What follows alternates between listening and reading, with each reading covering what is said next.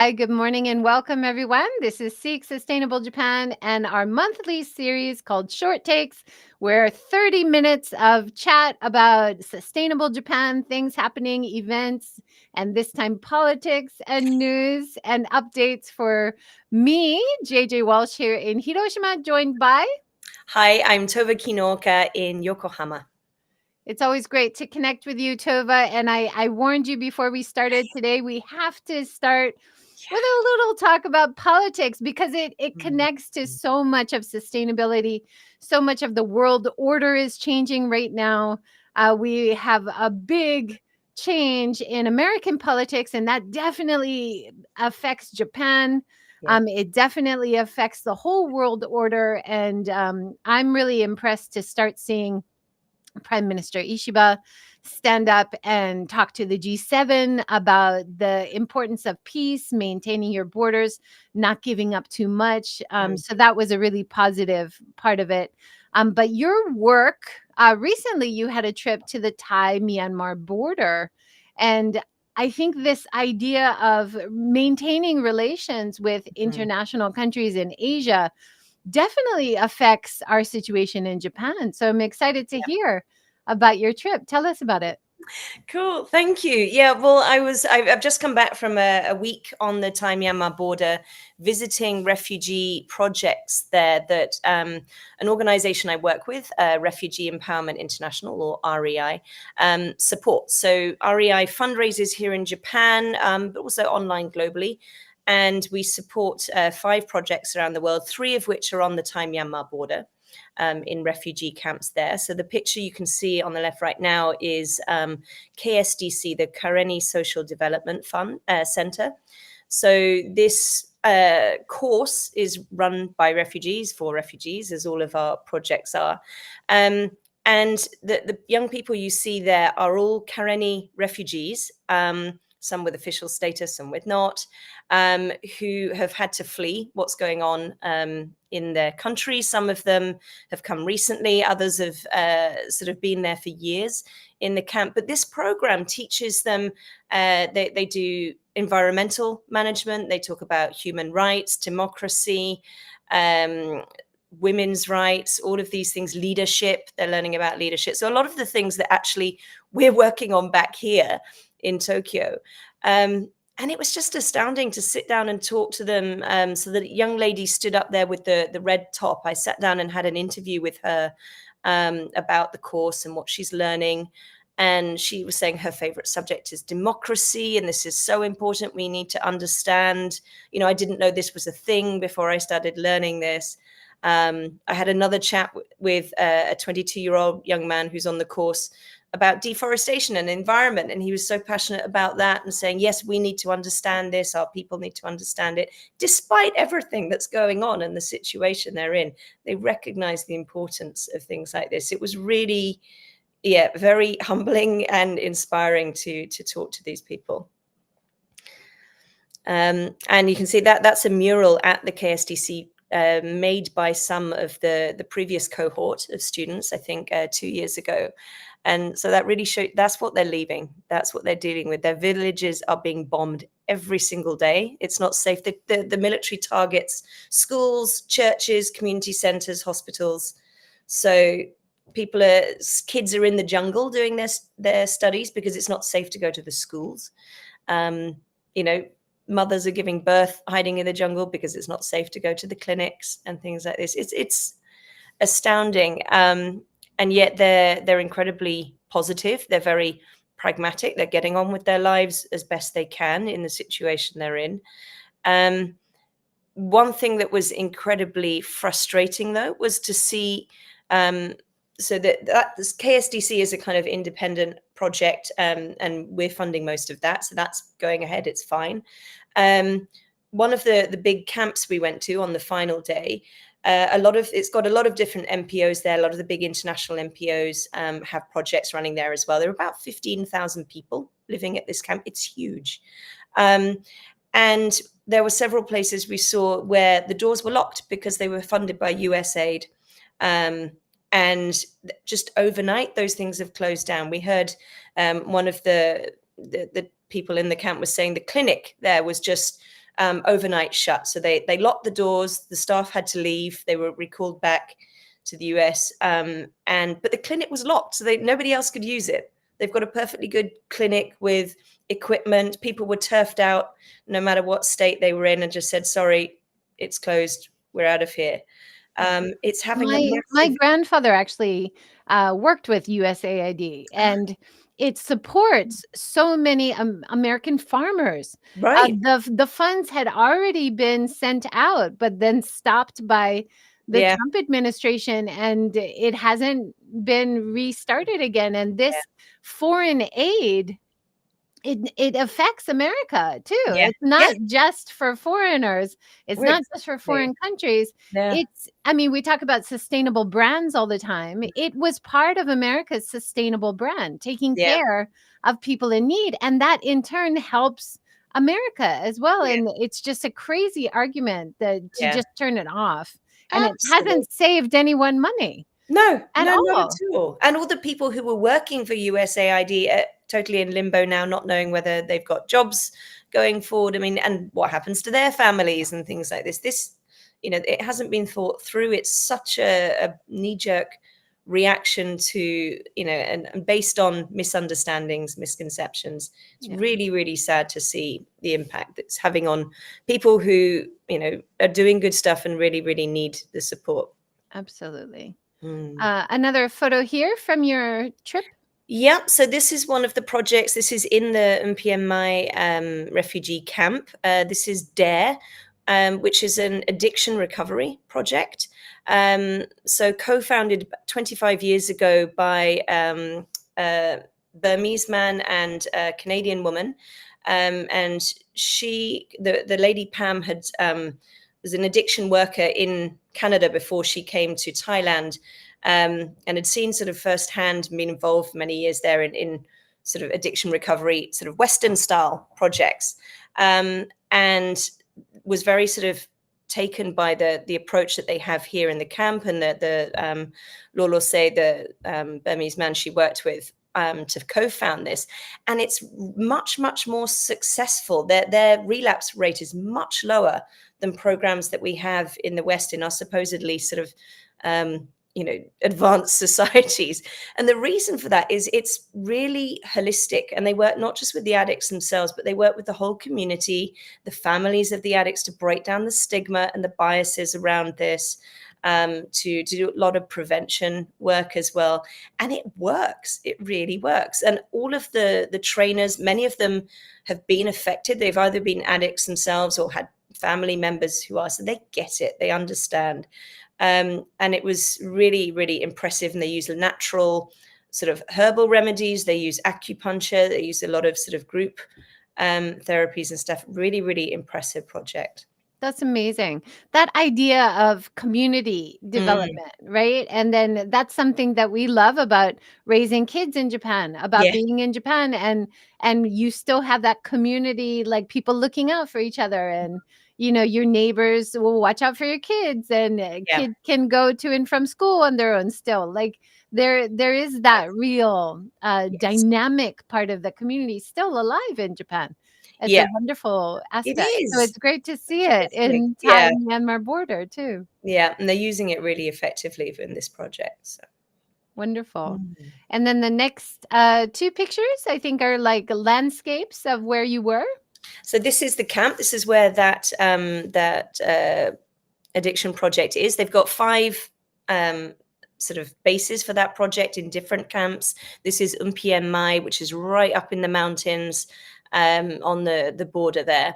And as I said earlier, 15,000 people living in this camp, which is astounding. And I was surprised. I think I'd never been to a refugee camp before. I didn't quite know what to expect. And you see things on the news and whatever, but it was incredibly well organized. There's a camp leadership office, and they organize themselves, and the infrastructure, the food allocation, the space in the building for when new people arrive.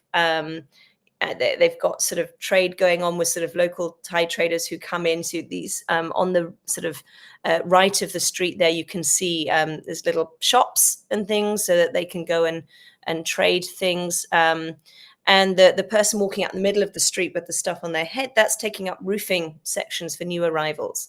So basically, the longer people have been in the camp, the more sort of permanent their buildings, well, they're not supposed to call it permanent, but the more stable their buildings become. But they start with using bamboo and leaves and whatever they can find. And then in Japan, in Tokyo, you've got a big gala, a Yes. fundraising gala for the good work that you're doing at Refugee Empowerment International, Thank REI. you. Great. Tell us a bit Mhm. about this.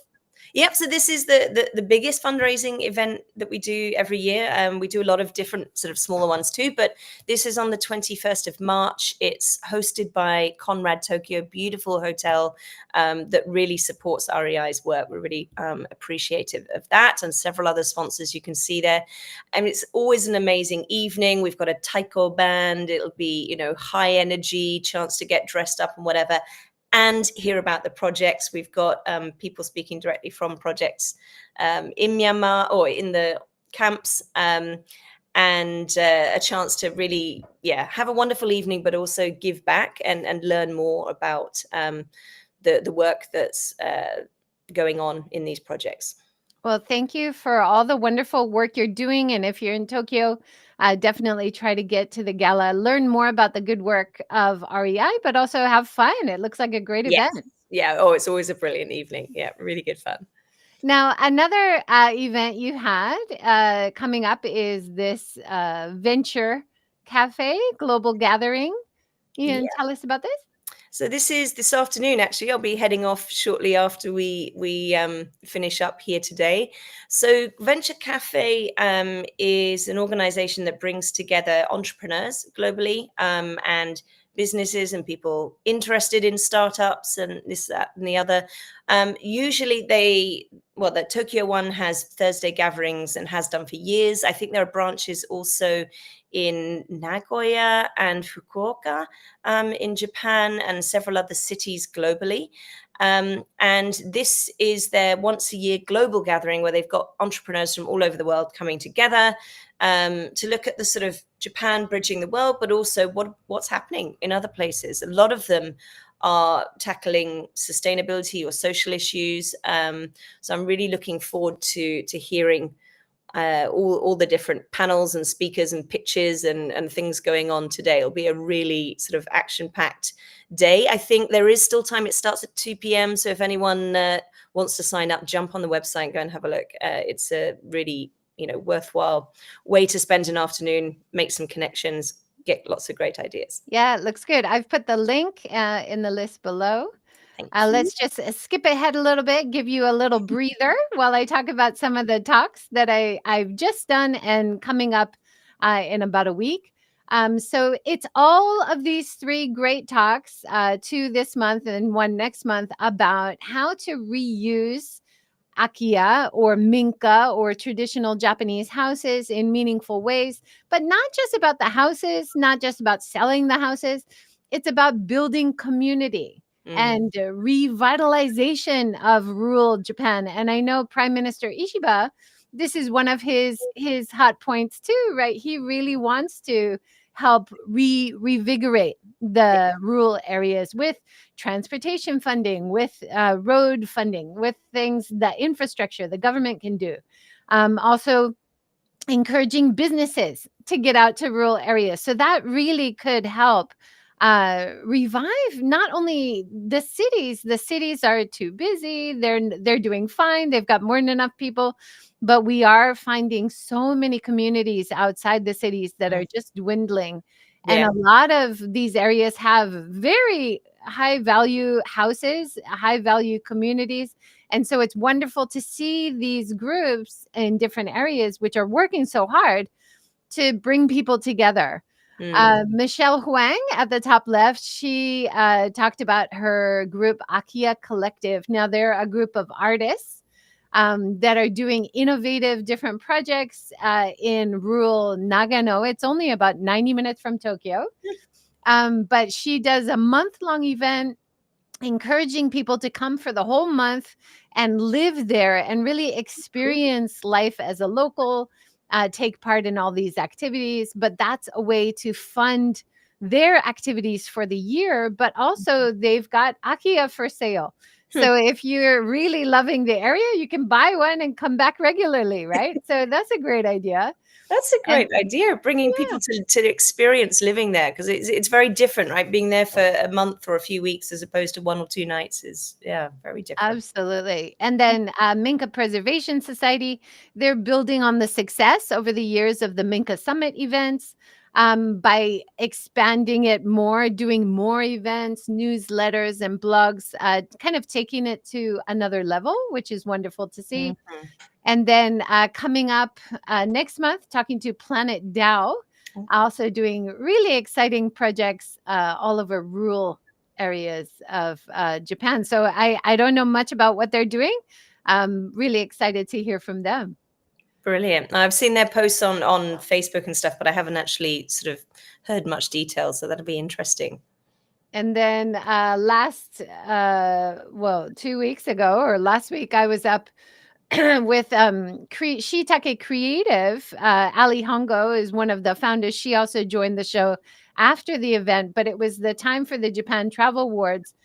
And it was so wonderful to see so much focus on diversity, equity, and inclusion at a time when we're seeing the reverse happening around the world and stepping back, even reversing the progress that we were making.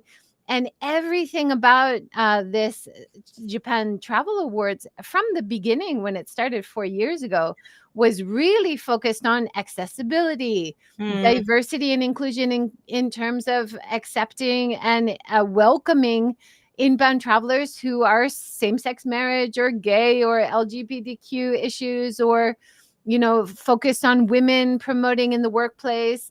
How are foreigners welcomed as visitors but also included in the business? So it was so refreshing. And I saw journalist Jake Adelstein there, and he said, "Oh my gosh, it's so refreshing seeing this in contrast to what's happening Yeah. in America right now." And so it was for all of us, especially Americans. We really felt it strongly. So that was wonderful. And then chatting with Ali about her work, and she's done so much over the years, starting from high school in Japan, and Oh, then wow. university in Japan, and then working as a journalist, and then now running Japan Travel Awards and a lot of inbound travel, but also design and promotion. So that was a great conversation. Fantastic. Now, it's good to hear some positive news. Yeah. All right. Now, your next project was with Yokohama International School. What's going on? So a couple of days ago, I did a workshop for YIS, Yokohama International School, on their sustainability impact strategy. So if you look at the school's website, you can see they've got an impact strategy and sort of 5 key focus areas that you can see there, including DEI, which they're very, very good on, I have to say. And we were looking at the sustainability strategy, and I introduced the concept that we use with all our work of ecosystem thinking to really understand the impact relationship between the school and people and planet and its community.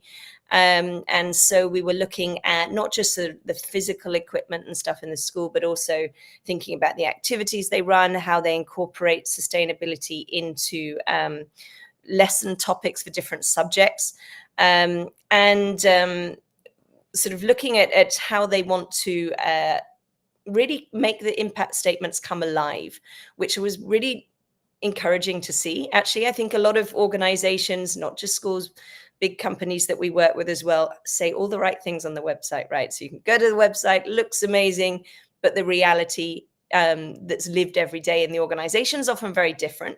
So it was really good to see that they don't want that. They said, okay, we've got these impact statements for a reason.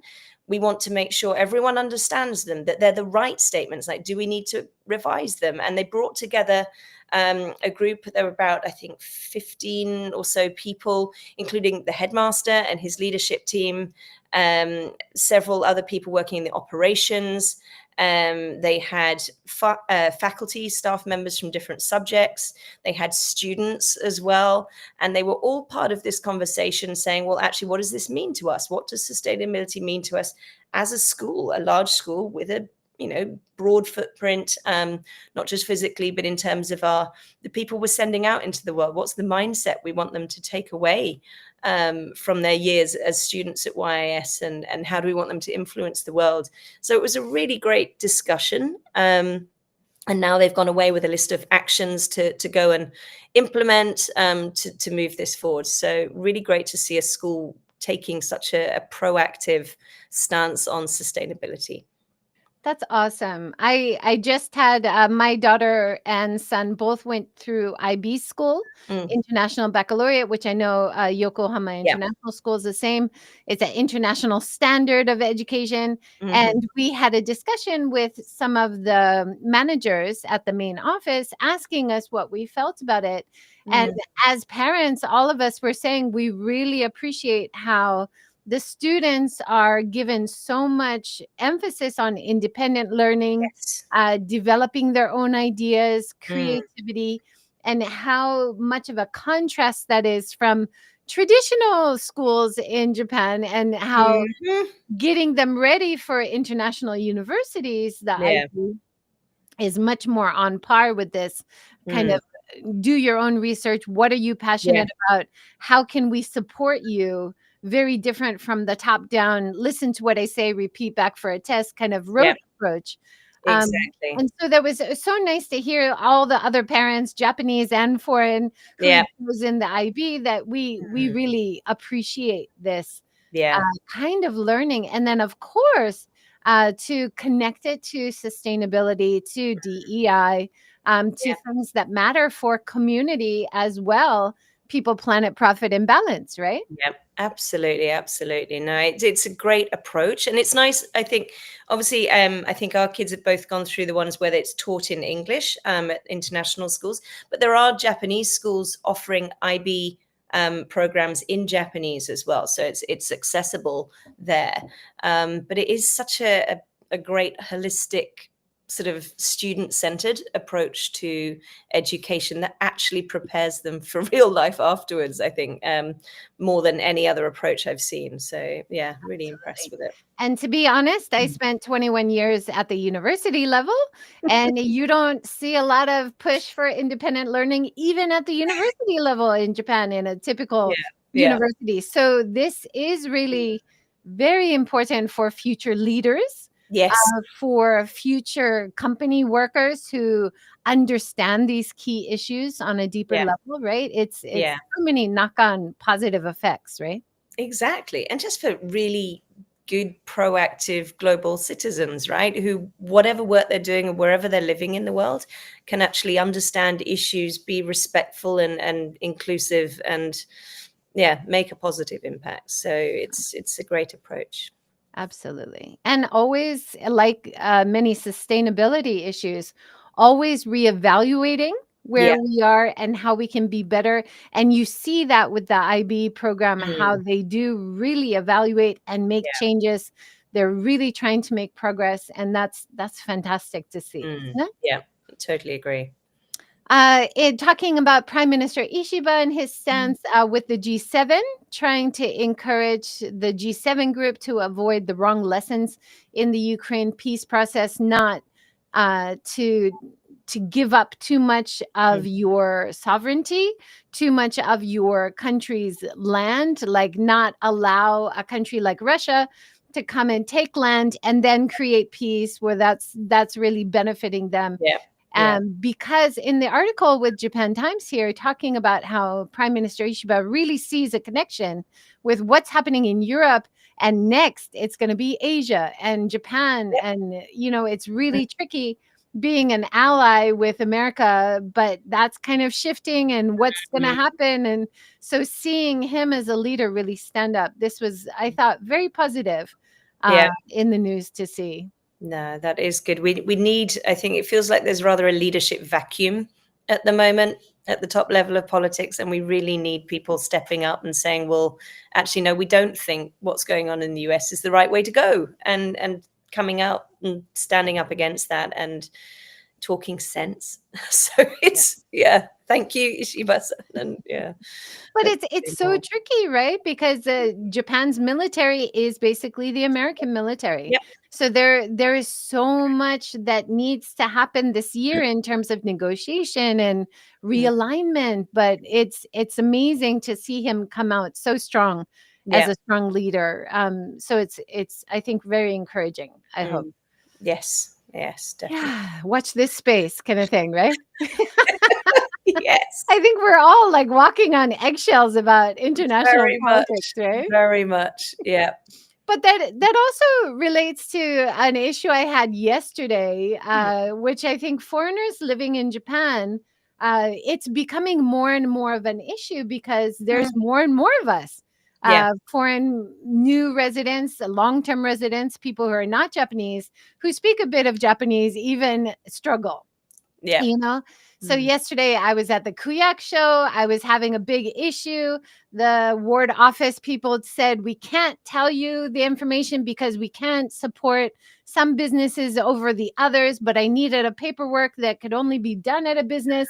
But I was just like at a loss. And even though I can speak basic Japanese, I couldn't get the Mm. information I needed. And I was so frustrated. And so I called a friend of mine who I would definitely recommend people reach out to. Arami, she runs a business called Shacho Bell. Huh. And she is such a lifesaver. And I was like trying to explain what happened. Immediately, she called, found out the right place, called to check Mhm. that I could do it.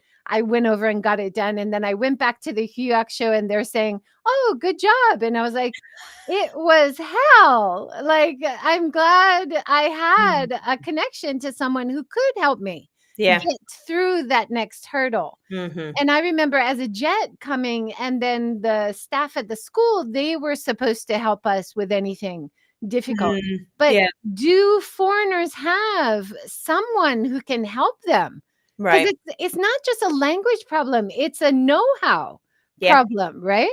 Exactly. It's knowing where to go and who to talk to about these things, and where do you even start, right? No matter what level your Japanese is at, that's not easy. It's not even easy for the Japanese, I don't think, listening to what my husband says sometimes. So I think it's really important that there are people like your friend here, Eremi, that can provide a service that helps people in these situations, because it's so difficult otherwise. And she's done a lot of wonderful work with people looking for visas, Mm. companies trying to get visas for their staff. So, like the opposite way as Yeah. well. People who are already here having visa issues, same sex marriage couples who one person has a job in Japan coming over, but same sex marriage is not legal here. So, she helps with paralegal Mhm. issues as well. Yeah. Just such a important resource for so many people trying to overcome those bridge gaps Yeah. between know-how and local knowledge, right? Yes. Yes. Yeah. But on the same vein, I was encouraged by news coming from. There was a big debate about raising the fee to go in Himeji Castle. You Mhm. may have heard about, and they're making it twice as expensive. Wow. At first, they were saying just for foreign visitors have to pay that, but that's a real like why just foreign visitors? Why not all visitors? So Mm. luckily, they took some good advice and now they just give like a local discount. So Right. it is a higher rate, but if you pay taxes in that area, you get half off, and Yeah. this is the more positive way to do it because you're not just saying foreigners have to do this, Japanese are like this. You're Yeah. saying actually taxpayers, foreign or Japanese, if you're a Mhm. taxpayer, you're going to get a discount. And then the incoming outside people who aren't paying tax, Yeah. you're gonna pay more, and that makes sense for Fair everyone, enough. right? Yeah. That's a much fairer way to do it. That makes so much more sense. Yeah, Mm. absolutely. So yeah, very, very positive to see that after a lot of debate. Mm. Hopefully, we'll see more of that in the tourism space.